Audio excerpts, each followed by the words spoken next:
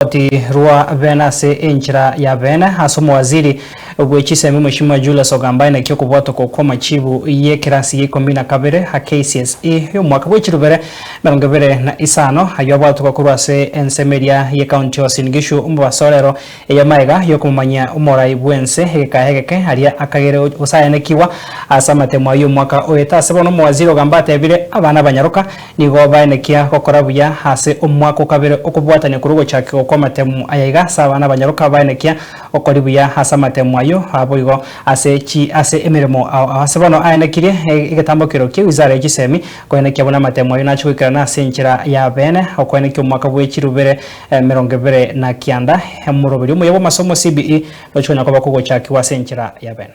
During the 2025 Kcse examinations, 993,226 candidates sat the examination compared to 962,512 candidates in the year 2024.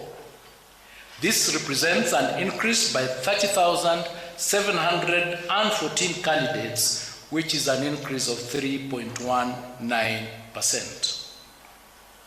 Of the 993,226 candidates who sat the 2025 Kcse examinations, 492,012 were male, while 501,214 were female, representing 49.54% and 50.46% of the total candidature, respectively. This is the second year in a row since inception of the Kcse examinations that female candidates are more than male candidates.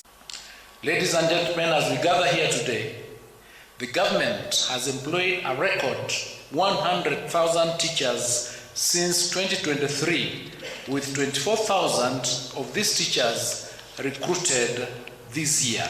1,932, which is 0.19% candidates who obtained an overall mean grade A in the year 2025 Kcse examination. The number of candidates with direct university entry qualifications of mean grade C+ and above was 270,715, which is 27.18% in the year 2025 Kcse examination. At the conclusion of the Kcse examination, 1,180 candidates were found to have been involved in examination irregularities. Consequently, and in line with the applicable law and regulations, their examination results have been cancelled. We are going to open the portal for registration in February, and this will happen between February and March. CS, sometimes we get parents calling us a month to the exam saying, I've just discovered my child was not registered. That makes our life very difficult. So please, we want to appeal to all parents. Please make sure that you check with the institutions.